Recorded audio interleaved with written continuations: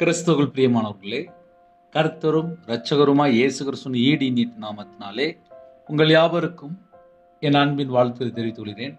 தேவன் அருளி அப்பம் பிரேயர் மினிஸ்ட்ரி சேனல் மூலியமாக உங்களோடு சந்திப்பதில் மிகுந்த மகிழ்ச்சி அடைகிறேன். தினம்தோறும் இரவு நேரத்திலே தூங்கும் முன்பாக நாம் பரிசுத்த வேதாந்தத்தில் ஒரு பகுதியை நாம் தியானித்து நம்முடைய குடும்ப பாதுகாப்பிற்காக நாம் ஜெபித்து வருகிறோம். இரவு நேரத்திலே தூங்கும் முன்பாக இணைந்திருங்கள். 38ஆம் சங்கீதம் 17 முதல் 22 ஆகிய வசனங்கள். நான் தடுமாறி விழ ஏதுவாயிருக்கிறேன், என் துக்கம் எப்பொழுதும் என் முன்பாக இருக்கிறது. என் அக்கிரமத்தை நான் அறிக்கையிட்டு என் பாவத்து நிமித்தம் விசாரப்படுகிறேன்.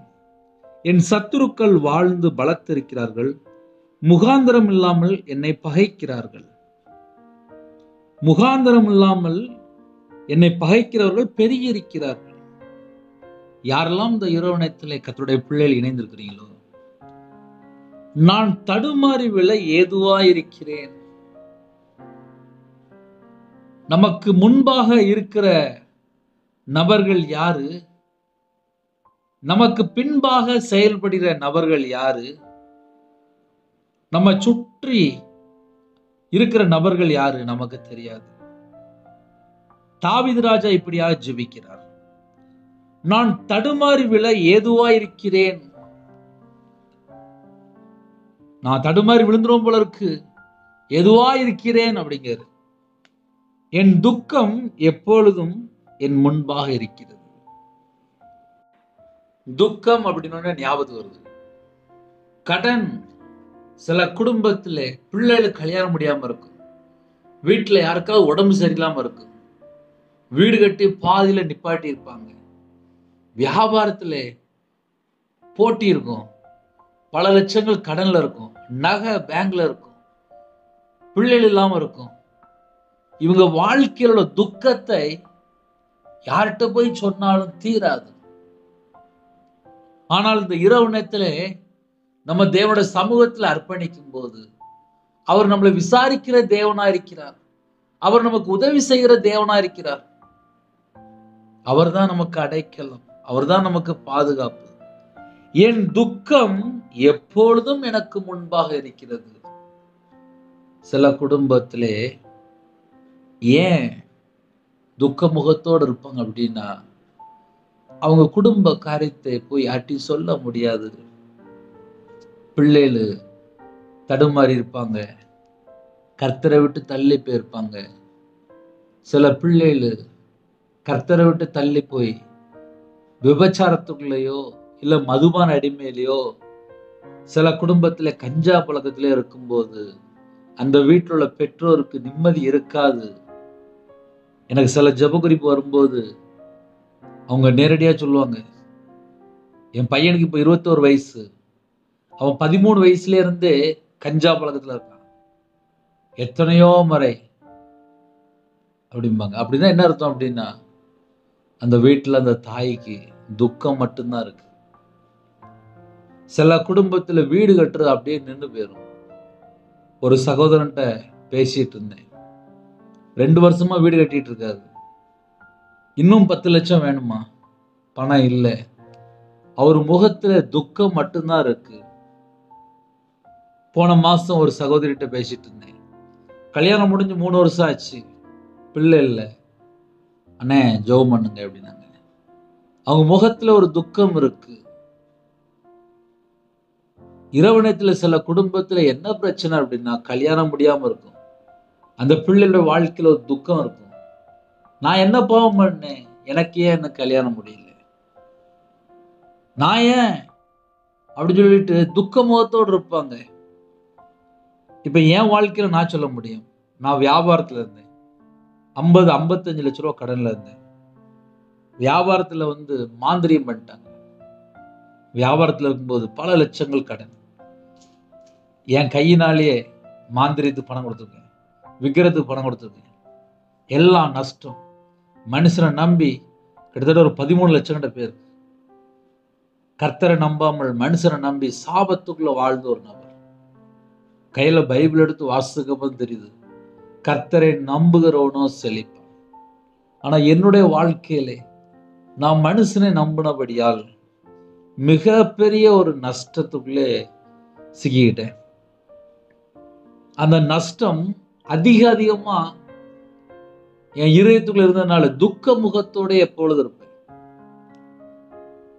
என் கூட இருக்கிறவங்களுக்கு தெரியும். அவங்க பேசும்போது சொல்லுவாங்க, ஏன்டா துக்கத்தோட இருக்க, சரியா இருண்டா அப்படிம்பாங்க. ஆனா என் முகத்துல ஒரு துக்கம் மட்டும்தான் இருக்கும். போன வருஷம் ஒரு சகோதரனை பார்த்தேன். அந்த சகோதரன் 25 வருஷமா பழக்கம். அந்த சகோதரன் பேசும்போது சொன்னாங்க, எனக்கு 1 கோடி ரூபாய் நட்டமாயிட்டு கையில 100 ரூபா கூட இல்லாம இருக்கேன் அப்படின்னு சொல்லும்போது கண்ணீர் வடிக்கிறார்.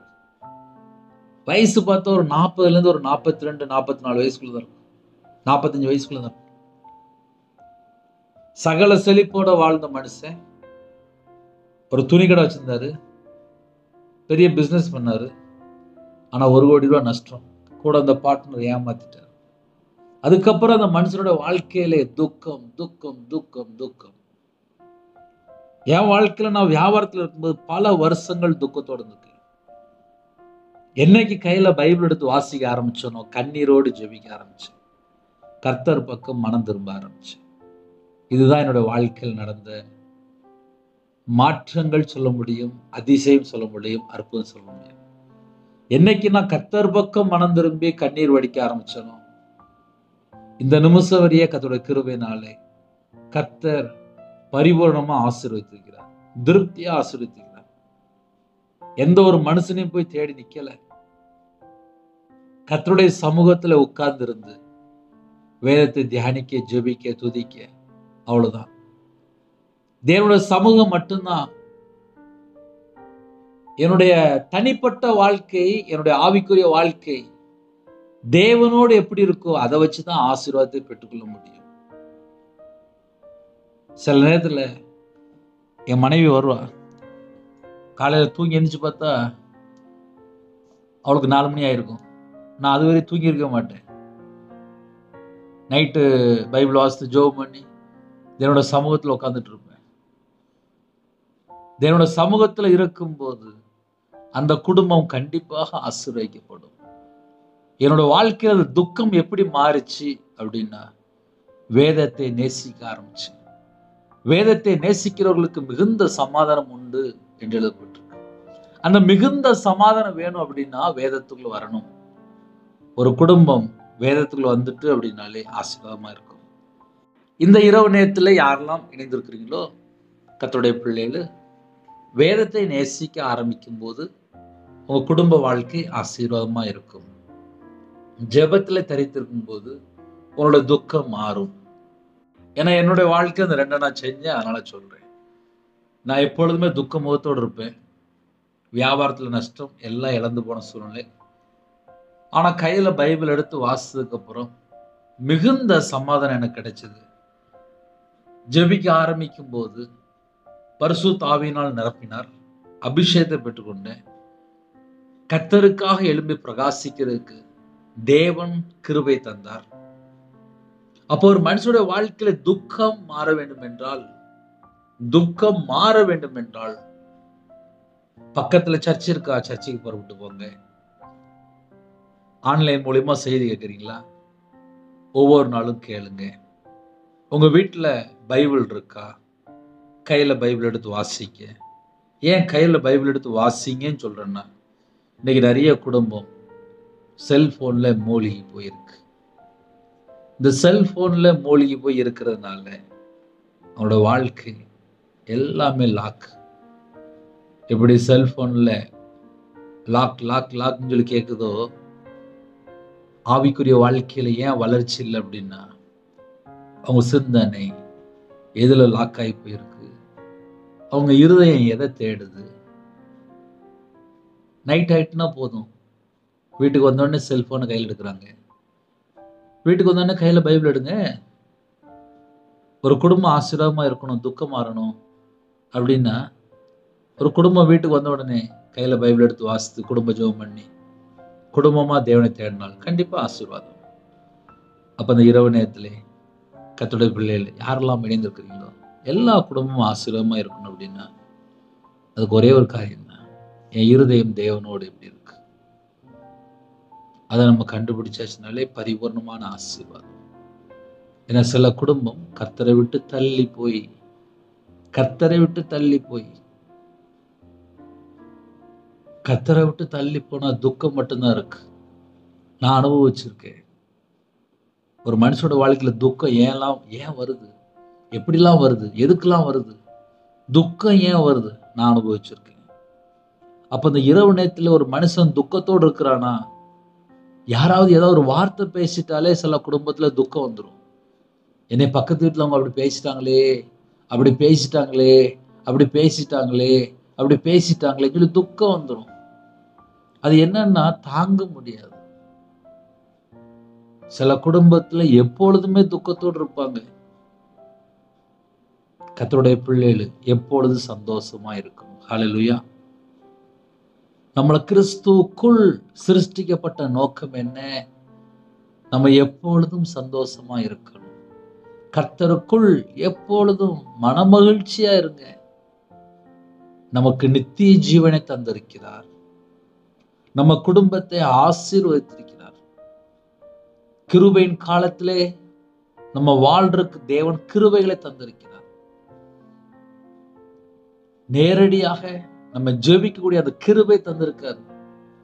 நம்ம இங்கேயும் அங்கேயும் ஓடி போயெல்லாம் ஜெபிக்கல. இருக்கிற இடத்துல முழங்கால் படியிட்டு, அப்பா உங்க பிள்ளை வந்திருக்கப்பா, அப்பா பிதாவே என்று கூப்பிடத்தக்கதாக புத்திர சுகாரத்தின் ஆவி எல்லாருக்கும் தந்திருக்கிறார். நம்ம எந்த நாட்டுக்குள்ள இணைந்திருந்தாலும் சரி, ஒரு மனுஷனுடைய வாழ்க்கையில துக்கம் மாறணும் அப்படின்னா கர்த்தரை நோக்கி ஜெபிக்க. கர்த்தரை நோக்கி ஜெபிக்கிற பிள்ளைகளோட வாழ்க்கையில துக்கம் மாறும். அப்ப இந்த இரவு நேரத்துல செய்தி என்ன அப்படின்னா, துக்கம் மாறணும்.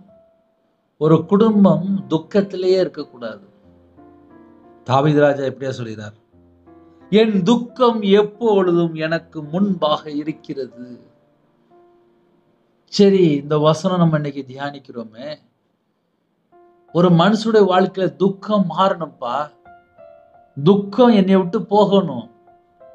நான் சிம்பிளா சொல்றேனே, உங்களுக்கு ஒரு வீடு கட்டியிருப்பாங்க, 20 வருஷம் 25 வருஷம் இஎம்ஐ லோன் போட்டிருப்பாங்க. பேங்க்ல நகை இருக்கும். யாருக்காவது சரீரத்தில் உடம்பு சரியில்லாம இருக்கும். சில குடும்பத்துல சுகரு, பிரஷர், ஹார்ட் பிரச்சனை, மாசம் மாசம் சில ஆயிரங்கள் மாத்திரை செலவாகுது. சில குடும்பத்துல வாடகை வீட்டுல இருப்பாங்க, வாடகை கூடி இருக்கும், கொடுக்க முடியாத அளவுக்கு பிரச்சனை இருக்கும். வேலையில பார்த்தா சம்பளம் கம்மியா இருக்கும், வேலை பார்த்தா அதிகமா வாங்கிட்டு இருப்பாங்க, வீட்டுல பார்த்தா தேவைகள் அதிகமா இருக்கும், பிள்ளைகள் பார்த்தா காலேஜ் படிச்சுட்டு இருக்கும், கையில பார்த்தா காசு இருக்காது, கடன் வாங்கி வாங்கி செலவு பண்ணிட்டு இருப்பாங்க. சில குடும்பத்துல எனக்கு ஜெபகுரி வரும்போது சொல்லுவாங்க, அண்ணே கடன் பிரச்சனை அதிகமா இருக்குண்ணே, அந்த கடனை அடைக்க முடியல அப்படிம்பாங்க. அப்போ ஒவ்வொரு வீட்டுக்குள்ளேயும் ஒவ்வொரு பிரச்சனை ஏன் வருது அப்படின்னா, கர்த்தரை நம்ம எப்படி தேடுகிறோம், அவருடைய சமூகத்துல நம்ம எப்படி சொல்லி ஜெபிக்கிறோம். கர்த்தருக்காக ஒரு மனுஷன் வாழ ஆரம்பிச்சாச்சு அப்படின்னா, சில தேவையில்லாத பழக்க வழக்கங்கள், அது சிகரெட்டு பழக்கமா இருக்கலாம், புகையிலை பழக்கமா இருக்கலாம், தண்ணி அடிக்கிற பழக்கமா இருக்கலாம், தேவையில்லாத ஃப்ரெண்ட்ஷிப்பா இருக்கலாம், தேவையில்லாத இடமா இருக்கலாம், தேவையில்லாத நபரா இருக்கலாம், தேவையில்லாத குடும்பமா இருக்கலாம், தேவையில்லாத அந்த இன்ஸ்டாகிராம், இல்ல தேவையில்லாத சில ஆப்புகள், பல மணி நேரம் அவங்களை கெடுக்கக்கூடிய காரியங்கள், இதெல்லாம் ஒரு மனுஷனுடைய வாழ்க்கையில் இருக்குமானால் துக்கம் அதிகரித்து கொண்டே இருக்கும். ஏன் ஒரு மனுஷனுடைய வாழ்க்கையில துக்கம் வருது அப்படின்னா, அவங்க தேவனோடு இன்னும் தொடர்பு கொள்ளல. ஒரு மனுஷன் தேவனோடு தொடர்பு கொண்டால் மிகுந்த சமாதானம், வேதத்தை நேசிக்கிறவர்களுக்கு மிகுந்த சமாதானம். துக்கம் மாறணுமா, உமது வேதத்தை நேசிக்கிறவர்களுக்கு மிகுந்த சமாதானம். ஐயா, வேதத்தை நீங்க நேசிக்கிறீங்களா? சில குடும்பத்திலே மனைவியை நேசிப்பாங்க, புருஷனை நேசிப்பாங்க, பிள்ளையை நேசிப்பாங்க, பேரம்பேத்தியை நேசிப்பாங்க. ஏன் செல்போனை கூட நேசிப்பாங்க, கம்பெனி நேசிப்பாங்க, வியாபாரத்தை நேசிப்பாங்க, கூட இருக்கிற சொந்த பந்தங்களை நேசிப்பாங்க, ஃப்ரெண்டை நேசிப்பாங்க. ஒரு குடும்பம் இயேசு கிறிஸ்துவை நேசிக்கும் போதுதான் மிகுந்த சமாதானம். என்னுடைய சமாதானத்தை உங்களுக்கு வைத்து போகிறேன் என்றார். அப்போ ஒரு குடும்பத்துல சமாதானம் வேணும் அப்படின்னா கர்த்தருடைய பிள்ளைகள் என்ன செய்யணும்? நம்ம நார்மலா யோசித்து பார்ப்போமே. ஒரு குடும்பம் சமாதானமா இருக்கணும்ப்பா, சந்தோஷமா இருக்கணும். என்ன செய்யணும்? ஆவிக்குரிய 9 கனிகளிலே ஒரு கனி சந்தோஷம், சமாதானம். இன்னைக்கு நிறைய குடும்பத்துல சந்தோஷத்தை காணும், சமாதானத்தை காணும். ஏன் சில குடும்பங்கள் ஏன் அந்த சமாதானத்தை பெற்றுக்கொள்ள முடியல, சந்தோஷத்தை பெற்றுக்கொள்ள முடியல அப்படின்னு சொல்லி பார்க்கும்போது, சண்டை போடணும், பகையா வச்சிருப்பாங்க, விரோதமா வச்சிருப்பாங்க, எரிச்சலோடு இருப்பாங்க, கோபத்தோடு இருப்பாங்க, மன்னிக்கிற சுபாவம் இருக்காது, இறங்கி போக மாட்டாங்க, தாழ்த்த மாட்டாங்க, பெருமையோடு இருப்பாங்க. இதெல்லாம் சில வீட்டுக்குள்ள கிடக்கும், வெளியே தெரியாது. சில குடும்பங்கள் மன்னிக்கிற சுபாவம் இருக்காது. சில குடும்பத்துல என்ன நடக்கும் அப்படின்னா, சொத்து யாராவது சொந்தக்காரங்க இல்லைன்னா ஒரு 10 வருஷம் முன்னாடி 20 வருஷம் முன்னாடி சொத்தை ஃபுல்லாக எழுதி வாங்கியிருப்பாங்க. கோர்ட்டு கேஸ்னு நடந்துட்டு இருக்கும். சில குடும்பத்தில் பார்த்தா கோர்ட்டு கேஸ்னு சொல்லி போய் பல லட்சங்கள் காலி ஆயிடும். ஏன்னா சில வீட்டில் துக்கம் அதிகமாக இருக்கு. இந்த வசனம் பேசும்போது சில வீட்டுக்குள்ள துக்கம் அதிகமாக இருக்கு. பணம் இருக்கு, ஆனால் துக்கமும் இருக்கு. வேற வேற நாட்டுக்குள்ளே இந்த செய்தி கேட்குறீங்க. பணம் இருக்கு, ஆனால் துக்கமும் இருக்கு. அது என்ன துக்கம்? நைட் ஆயிட்டுனா ஒரு துக்கம் வருது. ஏதோ ஒரு ஏமாற்றம், இனி ஏமாத்திட்டாங்களே, நான் ஏமாந்துட்டேனே. சில வீட்டில் துக்கம் ஏன் வருது அப்படின்னா, ஏமாந்துட்டாங்க. ஏமாந்ததுனால வரக்கூடிய காரியங்கள். இப்போ என் வாழ்க்கையில் நான் சொல்ல முடியும். என் கூட வியாபாரத்தில் இருக்கும்போது கூட ஒரு நபர் நிற்பார். அவருக்கு கஷ்டப்படும்போது பணம் கொடுத்தேன். மாந்திரியம் பண்ணி பணம் வாங்கியிருக்காரு. வியாபாரத்தில் இருக்கும்போது கணக்கு பார்க்க சொல்லி பணம் வாங்கியிருக்காரு. ஆக மொத்தம் பணம் வாங்கி வாங்கி மாந்திரியம் பண்ணி நான் செத்து போன்னு சொல்லி மாந்திரியம் பண்ணிகிட்டே இருந்தார். ஆனால் நான் உயிரோட இருக்கேன். எனக்கு மாந்திரியம் பண்ண குடும்பம் இன்னைக்கு பார்த்தா அந்த ஐயா இல்லை, நாண்டு கொண்டு செத்து போயிட்டார், தூக்கு மாட்டி. அப்போ என்ன அர்த்தம் அப்படின்னா, ஒரு குடும்பம் ஏன் கஷ்டப்படுது அப்படின்னா, கர்த்தரை விட்டு தள்ளி போகும்போது அந்த வீட்டுக்குள்ள சில பிரச்சனைகள் வந்துடுது. ஐயா எனக்கு இன்னைக்கு சமாதானம் வேணியா, எனக்கு சந்தோஷம் வேணும், யாராவது தருவாங்களா? இயேசு தருவார். ஒரு குடும்பத்துக்கு சமாதானம் வேணுமா, சந்தோஷம் வேணுமா, இயேசுட்ட வந்தா போதும். அவர் உலக இரட்சகர், மீட்டெடுக்கிறவர், நம்மளை பரிசுத்தப்படுத்தி ஆஸ்வதிக்கிறவர். நம்ம மனம் திரும்பும் போதுதான் சில துக்கங்கள் மாறும். மனம் திரும்பி பாவ மன்னிப்பு அறிக்கை செய்யும் போதுதான் சில துக்கங்கள் மாறும். துக்கம் மாறணும் அப்படின்னா சில பகுதி அந்தரங்கத்துல, சில பகுதி இதயத்துக்குள்ளே சில காரியங்கள் உள்ள கிடக்கும், வெளியே தெரியாது. சில அசுத்தங்கள், சில அருவருப்பு, சில தீட்டு, சில பொய்யான காரியங்கள், இதெல்லாம் சில குடும்பத்தில் இருக்கும்போது அதுவே அவங்கள வேதனைப்படுத்தி கொண்டிருக்கும், துக்கப்படுத்தி கொண்டிருக்கும். என் இதயத்துக்குள்ள இயேசு கிறிஸ்து இருக்கும்போதுதான் துக்கம் இருக்காது. இன்னைக்கு சில குடும்பத்துல பணத்தை நம்பி பின்னாடி போயிருந்தாங்க, அதனால வரக்கூடிய துக்கம். ஐயா அந்த துக்கத்துக்கு என்னையா காரணம்? நம்ம யாரை நம்பி போறோம்? எந்த மனுஷனை நம்பி போறோம்? எனக்கு ஒரு குடும்பத்துல ஒரு ஜெபகுறிப்பு வந்துச்சு. காலேஜ் படிச்சு முடிச்சுட்டு வீட்டில் இருந்திருக்காங்க. அந்த தெருவில் ஒரு 2 தாய் பிறந்திருக்காங்க. அவங்க 20 வருஷமா வெளிநாட்டில் இருக்கிறாங்க. நான் இருக்கிற இடத்துல வேலைக்கு ஆள் தேவைப்படுது அப்படின்னு சொல்லி கேட்டிருக்காங்க. யாராக இருந்தால் சொல்லுங்க அப்படின்னோடனே, என் மக இப்போ தான் படித்து முடிச்சிருக்கா, வீட்டுக்கு ஒரே மகாதான் அப்படின்ட்டு இருக்காங்க. அதே போல் கூட அந்த மகளுடைய ஃப்ரெண்டு ஒரு 4 பேர் சேர்ந்து வெளிநாட்டுக்கு போயிட்டாங்க. வேலை வாங்கி தரணும்னு போயிட்டாங்க. அங்கே போனதுக்கப்புறம் தான் தெரியுது, ஏமாற்ற அந்த 2 சகோதரி பணம் வாங்கிட்டு கொண்டு போய் வெளிநாட்டு கொண்டு விட்டாச்சு. போன இடத்துல அவங்களுக்கு என்ன செய்யன்னு தெரியல. அங்கேருந்து ஃபோன் வருது, அம்மா நாங்கள் இருக்கிற இடம் சரியில்லைம்மா, உடனே எங்களுக்கு மறுபடியும் பணம் கட்டுங்க, நாங்கள் திரும்பி வந்து சேரணும் அப்படின்னாங்க. உடனே ஜெபகுறிப்பு வந்துட்டு, போன இடத்துல பிள்ளைகளுக்கு பாதுகாப்பு இல்லை, வேலை கிடைக்கல, சொல்லிட்டு போன வேலை அங்கே இல்லை, ஏமாற்றம், துக்கம் அதிகமாயிட்டு, மறுபடியும் உடனே பணம் கட்டி அந்த பிள்ளைகள் இந்தியாவுக்கு வந்துட்டு. யாரை நம்பி புறப்படுறோம்? அவங்க எப்படிப்பட்டவங்க? அவங்க நல்லவங்களா கெட்டவங்களா? இன்னைக்கு நிறைய குடும்பத்துல கடன் கடன் கடன் கடன். யாரை நம்பி கடன் வாங்கணும்? எந்த நம்பிக்கையில கடன் வாங்கணும்? யோசித்து பார்ப்போமே. ஏன்னா என் வாழ்க்கையில நான் கடன்ல கஷ்டப்பட்டேன். அதனால சொல்றேன், நான் கடன் வாங்கும்போது மனைவி தெரியாது, இஷ்டம் போல கடன் வாங்கி வாழ்ந்துட்டு இருந்தேன். ஒரு நாள் நடு ரோட்டுக்கு வந்துட்டேன். வியாபாரம் நஷ்டம், வீடு வித்தாச்சு, நகை வித்தாச்சு, எல்லாம் வித்தாச்சு. சொந்த ஊரே வேணாம் சொல்லி விட்டுட்டு போயிட்டேன். துக்கம் அதிகமாயிட்டு. அப்ப என்ன காரணம்? என் இதயத்துக்குள்ளே தேவனோட வார்த்தை இல்லை. நான் கர்த்தருக்கு பிரியமானபடி வாழல. ஒரு துன்மார்க்கமான ஒரு வாழ்க்கை. கையில பைபிள் எடுத்து வாசித்து மனம் திரும்பல, பரிசுத்தமா வாழல, தேவனுடைய கரத்தில் அடங்கி இருக்கல, வசனத்தின்படி என்னோட வாழ்க்கை இல்லை. அதனால என்னோட வாழ்க்கையில துக்கம் வந்து கொண்டே இருந்துச்சு. என்னைக்கு நான் கையில பைபிள் எடுத்து வாசித்து என்கிட்ட இவ்வளவு மிஸ்டேக் இருக்க, என்கிட்ட இவ்வளவு குறை இருக்க, நான் இன்னும் தேவனோட சமூகத்தில் அர்ப்பணிக்க வேண்டிய காரியம் இருக்க,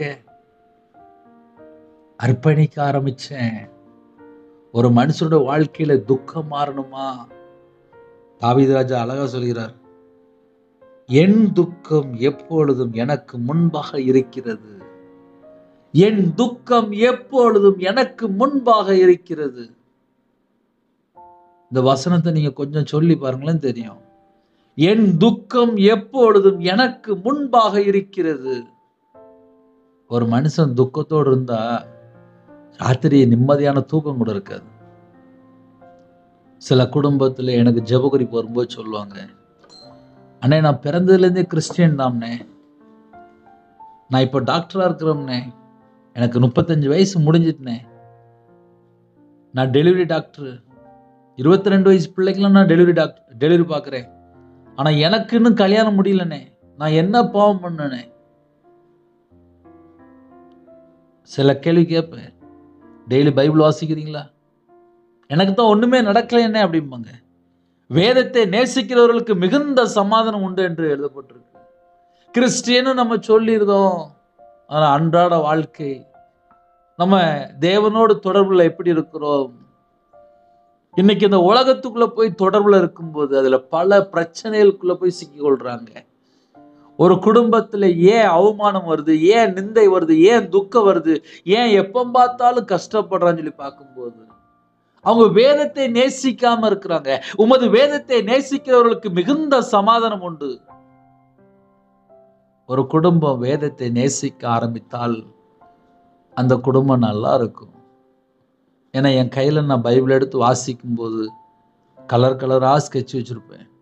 நல்ல பெரிய பைபிள் வாங்கி அழகா உட்காந்து கோடு போட்டு உட்காந்து பைபிள் உட்காந்து வாசிச்சுட்டு அதுல முக்கியமான பாயிண்ட் இருக்கா அப்படின்னு சொல்லி உட்காந்து தேடிட்டு இருப்பேன்.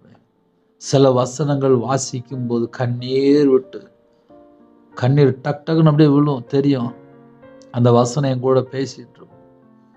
அந்த வசனத்தின்படி என்னோட வாழ்க்கை இல்லையே அப்படின்னு சொல்லி தேவனுடைய சமூகத்துல நான் எந்த துக்கத்தோடு இருக்கிறேனோ அதே துக்கத்தோடு மனம் திரும்ப ஆரம்பிச்சேன். இதை ஏன் நான் உங்களுக்கு அழகா பேசிட்டு இருக்கேன்? இரவு நேரத்திலே நம்மை நாம் ஆராய்ந்து பார்ப்போமே.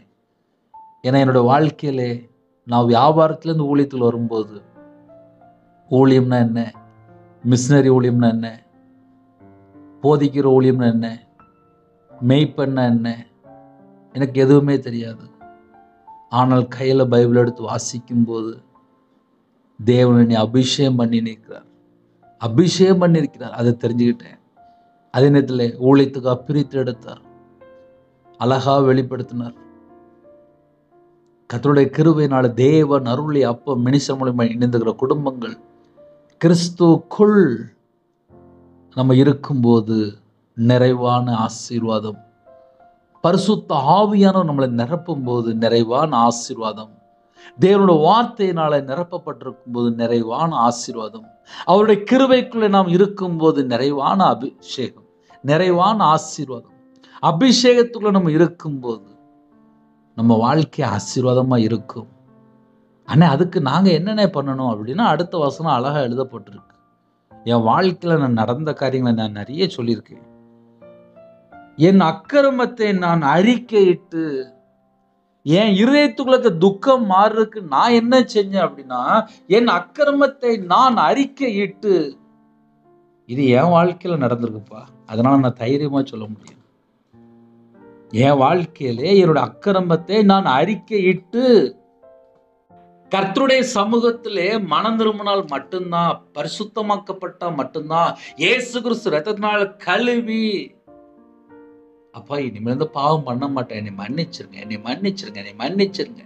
தேவனுடைய சமூகத்துல ஒரு மனுஷன் உணர்ந்து அறிக்கையிட்டு, இந்த கடைசி காலத்துல என்ன இல்லைன்னா உணர்வே இல்லை. துணிகரமா வாழ ஆரம்பிச்சாச்சு. அநியாயமா சம்பாதிக்கணும், கொள்ளையடிச்சு சம்பாதிக்கணும், களவாண்டு சம்பாதிக்கணும். முடிவு என்ன? 2ஆம் மரணமாகிய அக்னி கடல். துன்மார்க்கனுக்கு வேதனை மட்டும்தான் போட்டிருக்கு. அதனால இரவு நேரத்திலே இணைந்திருக்கிற கர்த்தருடைய பிள்ளைகள், என் அக்கிரமத்தை நான் அறிக்கையிட்டு, இப்ப நான் இவ்வளவு நேரம் பேசும்போது சொன்னேன், என் வாழ்க்கையில நான் நஷ்டப்பட்டேன், நான் கர்த்தருடைய சமூகத்துல மனம் திரும்பினேன், கையில பைபிள் எடுத்து வாசித்தேன், பாவ மன்னிப்பு அறிக்கை பண்ணேன்னு சொல்லி சொன்னேன். ஒரு மனுஷோட வாழ்க்கையில எப்பொழுதும் துக்கம் முன்பா இருக்கா? அப்ப அந்த குடும்பம் என்ன செய்யணும்? சில குடும்பத்துல தற்கொலை பண்ணிக்கலாமா அப்படின்னு சொல்லி நினைப்பாங்க. எனக்கு நிறைய ஜபகுறிப்பு வரும்போது, அண்ணன் தற்கொலை எண்ணங்கள் வருதுனே, இந்த மாதிரி வாழை பிடிக்கல அப்படின்னு சொல்லி ஏகப்பட்ட ஜபகுறிப்பு வரும். அதுக்கு அவங்களுக்கு நிறைய ஆலோசனை கொடுப்பேன். அதுக்கப்புறம் பார்த்தா இன்ன வரையும் அவங்க உயிரோட இருக்காங்க. சில குடும்பங்கள் கர்த்தரை விட்டு தள்ளி போனால் அவனோட வாழ்க்கை வேதனையா இருக்கும், துக்கமா இருக்கும். அண்ணே என் வாழ்க்கையில துக்கம் இருக்குனே, வேதனை இருக்குனே, நாங்க என்ன செய்யணும்? உங்க வீட்டுல ஒரு சின்ன டைரி தான் எடுங்க. நீங்க எந்த காரியத்தை குறித்து வேதனைப்படுறீங்க, எந்த காரியத்தை குறித்து துக்கப்படுறீங்க, முதல்ல செக் பண்ணி பாருங்க. ஏன்னா நான் இப்போ என் வாழ்க்கையில் உள்ள காரியங்களை நான் சொல்லியிருக்கேன். நான் வியாபாரத்தில் இருக்கும்போது மனுஷனை நம்பி விக்கிரத்துக்கு, மாந்திரியத்துக்கு, உலக வழிபாடுகளுக்கு நான் பணம் கொடுத்தாள். 1 ரூபாயில் 2 ரூபாயில் 13 லட்சம் கொடுத்துருக்கேன். அதே போல் நான் வியாபாரத்தில் இருக்கும்போது ஒரு கிளாஸில் எலுமிச்சம்பழம் போட்டு தண்ணி ஊற்றி வச்சுருப்பேன். கல்லாப்பட்டி அப்படிம்பாங்க. அதில் வத்தல், எலுமிச்சம்பழம், மஞ்சள், பூவு, விற்கிறதுக்கு என்னெல்லாம் செய்வாங்களோ எல்லாமே நான் வாங்கி வாங்கி உள்ள வச்சுருப்பேன். இப்படி என்னுடைய வாழ்க்கையிலே நான் மாந்திரியத்தில் கட்டப்பட்டிருந்ததுனால என்னுடைய துக்கம் எப்பொழுது எனக்கு முன்பாக இருந்துச்சு. அதே நேரத்தில் ஒரு பொம்மை வச்சா கடை செழிப்பாக இருக்கும், ஆசீர்வாதமாக இருக்கும் அப்படின்னா பொம்மையும் வாங்கி வச்சுக்கிட்டேன். எங்கள் அப்பா செத்த ஃபோட்டோ வச்சா கடை ஆசீர்வாதமாக இருக்குன்னா அதையும் வாங்கி போட்டுட்டேன். இப்படி எதெல்லாம் யாரெல்லாம் சொன்னாங்களோ எல்லாருடைய சத்தத்துக்கும் செவி கொடுத்து என்னோட வாழ்க்கையில தோல்வி, நஷ்டம், பஞ்சம், தரித்திரம், சாபம், நிந்தைகள், அவமானங்கள், கண்ணீர், வேதனை, துக்கம் மட்டும்தான் என்னுடைய வாழ்க்கையில பல வருஷங்கள் இருந்துச்சு. அதனால இந்த செய்தி யாரெல்லாம் நீங்க கேட்குறீங்களோ, அண்ணே எங்க குடும்பத்துல சில நேரத்துல நாங்க துக்கத்தோடு இருக்கிறோம், வேதனையோடு இருக்கிறோம், அது என்னன்னு சொல்லி முதல்ல எழுதி கண்டுபிடிங்க.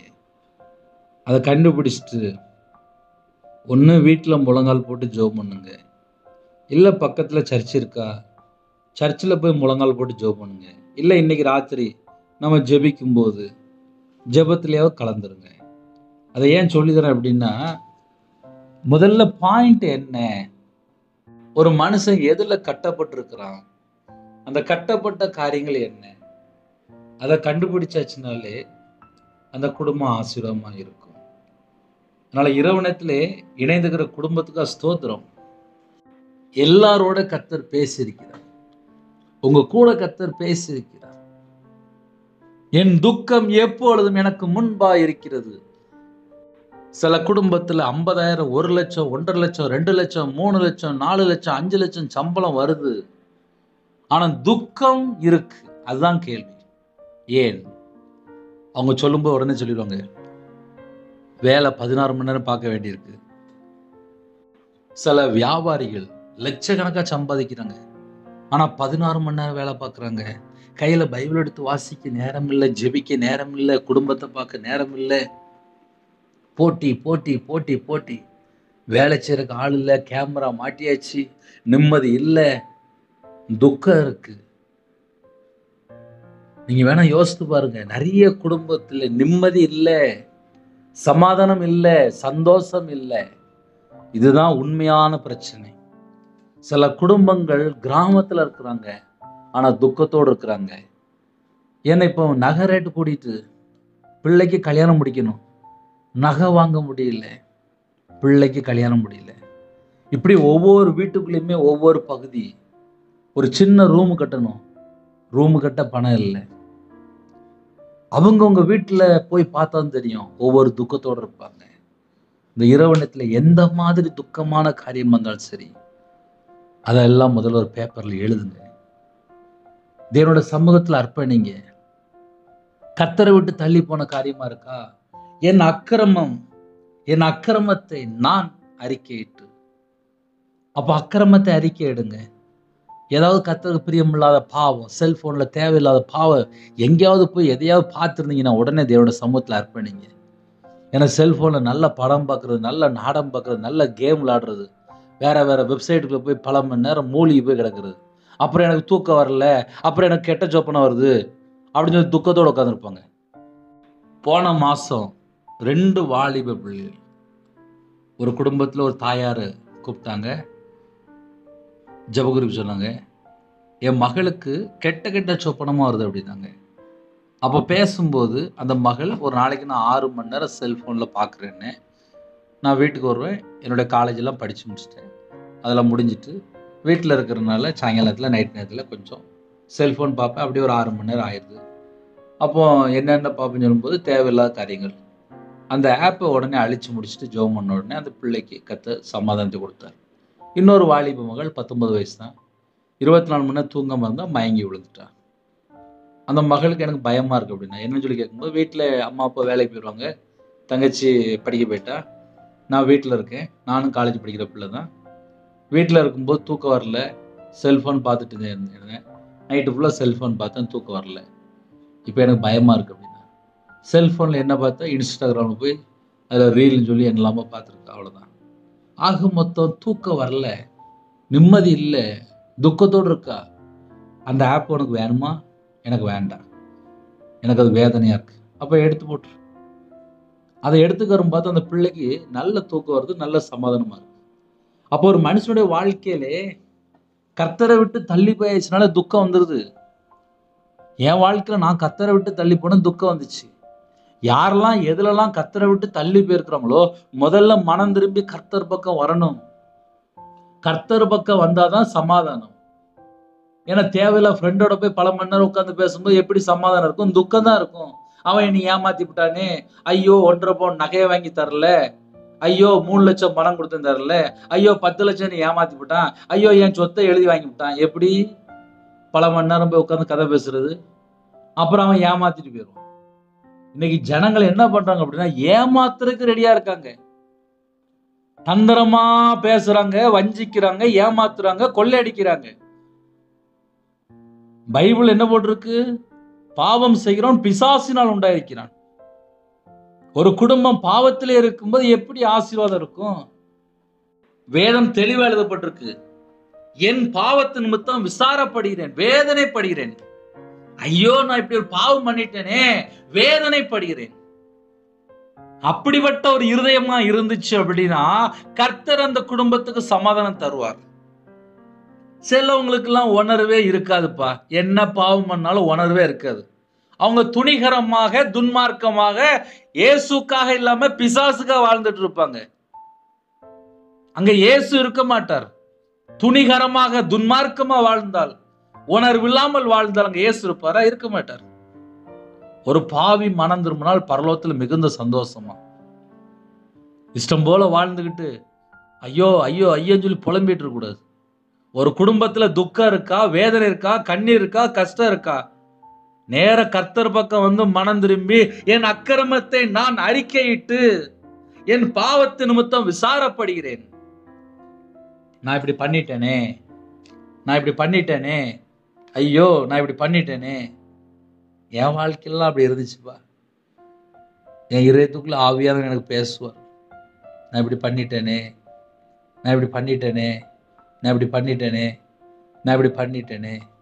நான் தான் தப்பு பண்ணிட்டேன் சொல்லி உணர்வு தேவனோட சமூகத்தில் போய் அர்ப்பணித்து ஜெபிக்கும் போது அழகாக விடுதலை கொடுப்பார், சமாதானம் கொடுப்பார், சந்தோஷம் இருக்கும். இதெல்லாம் எப்போ? தன் பாவத்தை அறிக்கை செய்து விட்டு விடும்போது தான். அப்போ இரவு நேரத்தில் ஜெபிக்கிற பிள்ளைகள் தேவனோட சமூகத்திலே தாழ்த்தி ஜெபிக்கக்கூடிய அனுபவம் இருக்கான்னு சொல்லி பாருங்க. அதனால இரவு நேரத்திலே ஜெபிக்க போயிடும். இந்த செய்தி யாருக்கெல்லாம் பிரயோஜனமாக இருக்கோ கீழே கமெண்ட் பண்ணுங்க. ஒருவேளை ஜெபிக்கணும் அப்படின்னா கூப்பிட்டுக்கோங்க. ஒரு சின்ன ஜெபம் பண்ணி முடிக்க போகிறேன். கண்களை மூடி நாம் ஜெபம் செய்வோம். அன்பின் கர்த்தாவே, நன்றியோடு துதிக்கிறோம்ப்பா. எந்த குடும்பத்திலே துக்கத்தோடு இருக்கிறாங்களோ அந்த துக்கத்தை மாற்ற என் இயேசு கிறிஸ்துவால முடியும். சமாதானத்தை தருகிற தேவன் நீங்க மட்டும்தான். என்னோட பாவத்தை அறிக்கையிட்டு மனம் திரும்பும் போது சமாதானத்தை தரீங்கப்பா. யாரெல்லாம் செய்தி கேட்கும் போது உணர்த்தப்பட்டாங்களோ, மனம் திரும்புறாங்களோ, உங்களோட ரத்தத்தினாலே கழுவி சுத்திகரிங்க. உங்க பிள்ளைகளை பரிசுத்தப்படுத்தி ஆசீர்வதிங்க. ஜெபிக்கிற குடும்பங்கள் ஆசீர்வதிப்படட்டும். இரவு நேரத்தில் நைட் ஷிஃப்ட்ல இருக்கிறாங்க, நைட்டு டியூட்டியில் இருக்காங்க, டிரைவிங் லைனில் இருக்காங்க. கர்த்தருடைய கரம் பிள்ளைகளோட கூட இருக்கட்டும். யாரெல்லாம் இணைந்து ஜெபிக்கிறாங்க அந்த குடும்பங்கள் ரட்சிக்கப்படட்டும். கற்பத்தினிக்க ஜெபிக்கிறாங்க, கர்த்தர் மனம் இறங்குங்க. மாசமா இருக்காங்க, கர்த்தர் ஆசீர்வதிங்க. டெலிவரி போறாங்க, கர்த்தர் கூட இருங்க. திருமண வயசு தாண்டுப்பா, ஏற்ற துணையை தாங்க.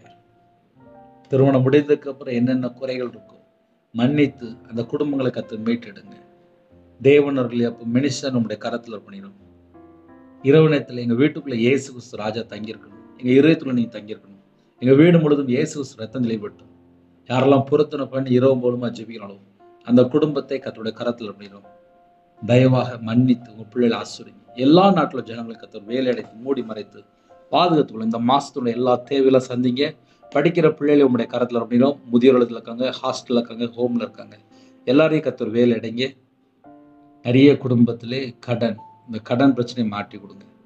சரீரத்தில் பலவீனத்தோடு படுத்த படுக்கையில் ஹாஸ்பிட்டல் எந்த இடத்துல இருக்காங்களோ ஒவ்வொரு குடும்பத்துக்கும் கர்த்தர் பூரண சுகம் தாங்க, பூரண விடுதலை தாங்க, பூரண ஆரோக்கியம் தாங்க. வரக்கூடிய காரியத்தை வெளிப்படுத்துங்க. தேவையில்ல சொப்பனங்கள், மரண பயம், தற்கொலை எண்ணங்கள், தேவையில்ல செத்த கிரியெல்லாம் இயேசு கிறிஸ்து ரத்தத்தினால இயேசு நாமத்தை சுட்டறிவிடட்டும். எல்லா குடும்பத்தையும் உங்களோட ரத்த கொட்டைகளை வேலையடைத்து மூடி மறைத்து பார்த்துங்க. சமாதானத்தின் தேவன் கூட இருங்க. உங்க நாம மகிமைப்படட்டும். இயேசு கிறிஸ்துவின் பிதாவே, ஆமென். தேவனுக்கே மகிமை உண்டாதாக. God bless you.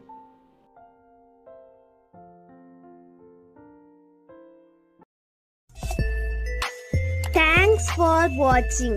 Please subscribe our channel. Click the like and share. Click the bell. God bless you.